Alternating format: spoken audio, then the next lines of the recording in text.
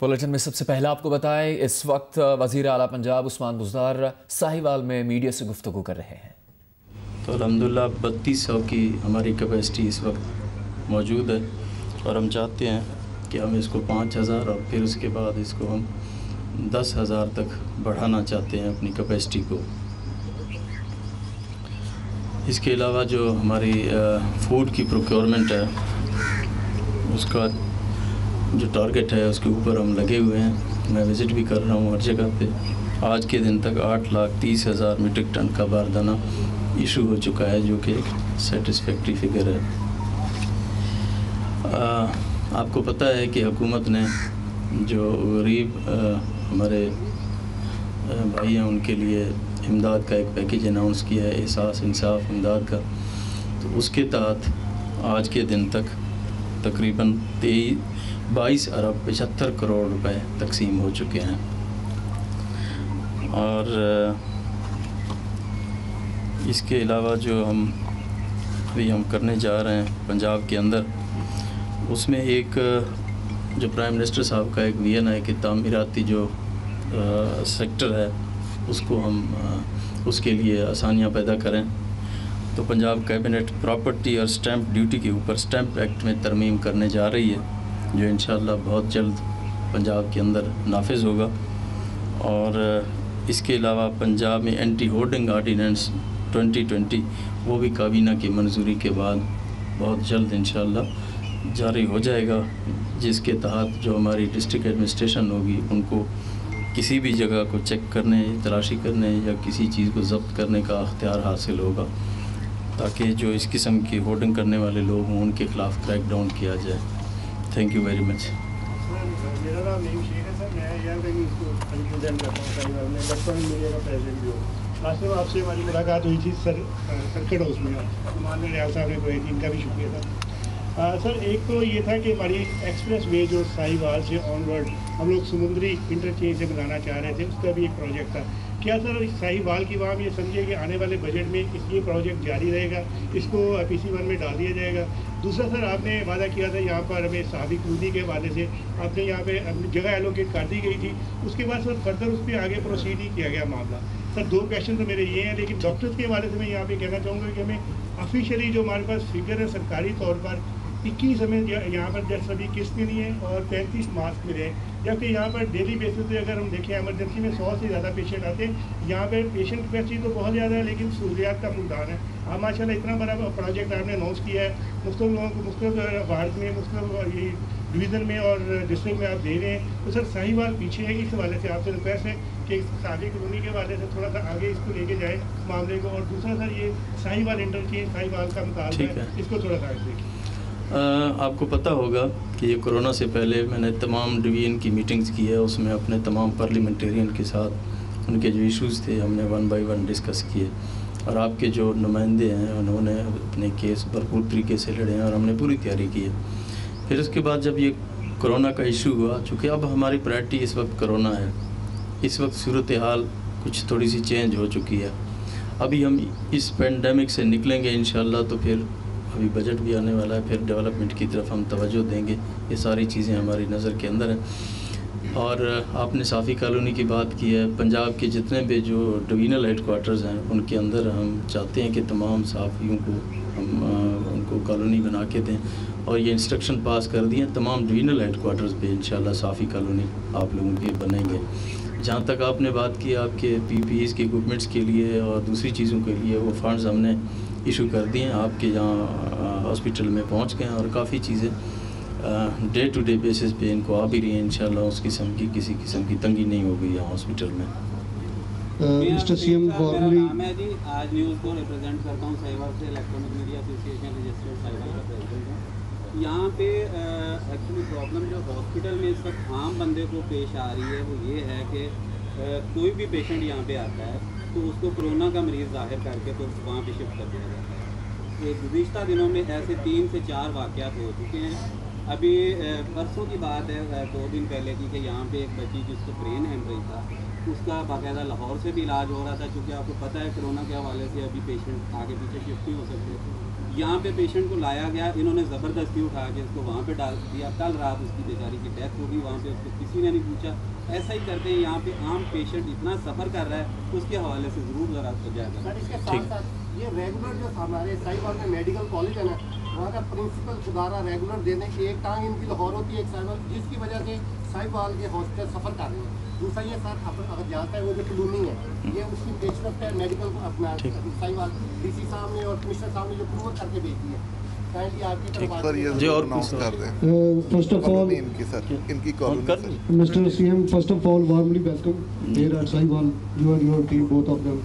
Naveed Gani ji, Dunya news से बहुत शुक्रिया सर आपकी एफर्ट्स के लिए। वज़ीर आला पंजाब साहिवाल में मीडिया से बात कर रहे थे। उन्होंने बताया कि पंजाब में कोरोना वायरस के साथ 105 मरीज सेहतयाब हुए हैं। दीगर खबरें बुलेटिन में शामिल करेंगे।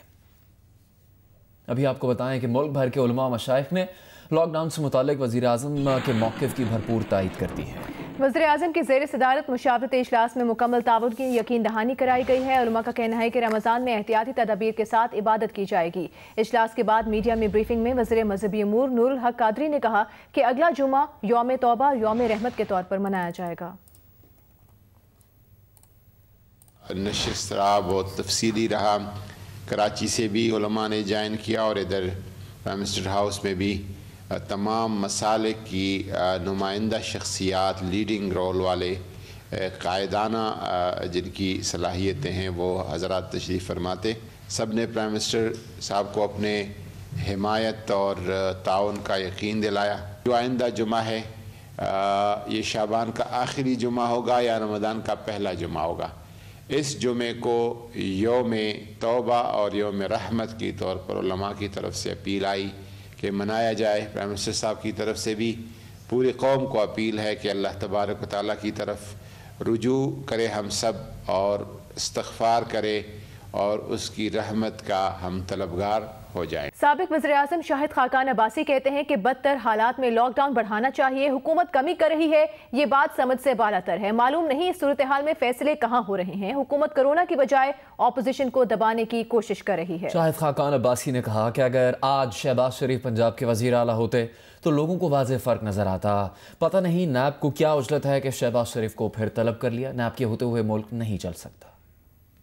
लॉकडाउन शुरू हुआ तो उस वक़्त जो लॉकडाउन था तो 4 अमवात योमिया हो रही थी। आज 25 अमवात हैं, यानी इन्फेक्शन का रेट फैल रहा है। और हुकूमत ने ये फ़ैसला किया है कि हम लॉकडाउन में नरमी करेंगे। तो पूरी दुनिया का तजर्बा ये है कि लॉकडाउन में नरमी उस वक्त की जाती है जब इन्फेक्शन के रेट में इस्तेहकाम आ जाए और वो कम होना शुरू हो जाए। किसी मुल्क ने भी बढ़ते हुए इन्फेक्शन के रेट में लॉकडाउन में नरमी नहीं की। ये एक बहुत बड़ी खामी है इस फैसले के अंदर। ये फैसले कैसे हो रहे हैं, क्यों हो रहे हैं, ये हमारी समझ और मंतक से बाहर है। ये बदकिस्मती है कि जहाँ पर इतना बड़ा मामला मुल्क के अंदर, इतना बड़ा चैलेंज हो, तो हुक्मरान जो हैं वो आज झूठे केस बनाने में, हुकूमती मशीनरी इस्तेमाल करके अपोजिशन को दबाने में मसरूफ़ हैं। ये आज मुल्क के लिए सबसे बड़ा चैलेंज है कि इस किस्म के हुक्मरान, इस किस्म के इदारे जो नैब है, इनके होते हुए मुल्क नहीं चल सकता। सुप्रीम कोर्ट की तरफ से कोरोना वायरस अज खुद नोटिस केस में ज़कात फ़ंड के इस्तेमाल पर समाअत का तहरीरी फैसला जारी कर दिया गया। फैसले में ज़कात और बैतुल माल के पैसे से मुतालिक इस्लामी नज़रियाती काउंसिल और मुफ्ती तकी उस्मानी से शरई राय तलब की गई है। फैसले में चीफ जस्टिस ने कहा है कि बताया जाए कि ज़कात और बैतुल माल के पैसे से इदारे की तनख्वाहें दी जा सकती हैं या नहीं। ज़कात और सदक़े की रकम से इदारे के दीगर अखराजात भी चलाए जा सकते हैं या नहीं।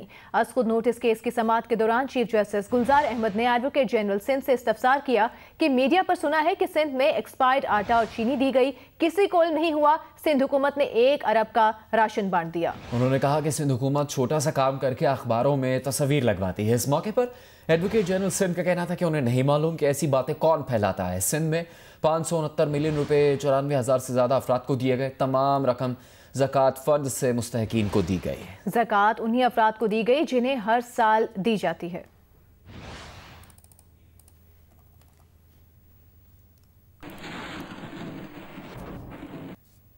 और वज़ीर आला सिंध सैयद मुराद अली शाह ने अवाम के नाम अपने एक वीडियो पैगाम में कहा है कि आज कुछ सनतें खुल गई हैं, मसाजिद भी खुल रही हैं, लेकिन एहतियात की ज़रूरत है।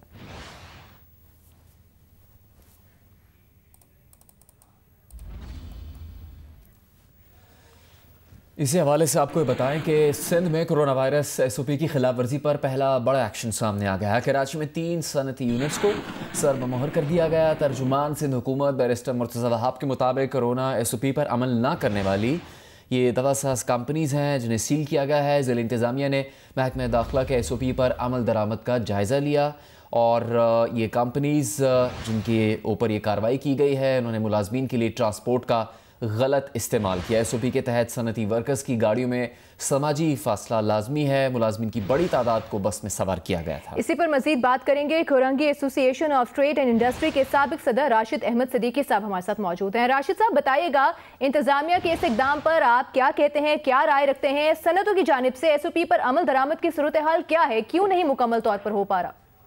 देखें, इसके अंदर हम लोग पिछले कई दिनों से लगे हुए थे और हमने कमिश्नर कराची के साथ भी मीटिंग की, हमने वज़ीर आला सिंध के साथ भी मीटिंग करी और हमने गवर्नमेंट के दीगर इदारों के साथ मीटिंग करी थी और हमने उनके साथ एक वादा किया था कि आप इंडस्ट्रीज को खोलने की इजाजत दें और हम अपनी तरफ से भरपूर कोशिश करेंगे और आप अपनी जितनी SOP देंगे हम उनको पूरा करेंगे।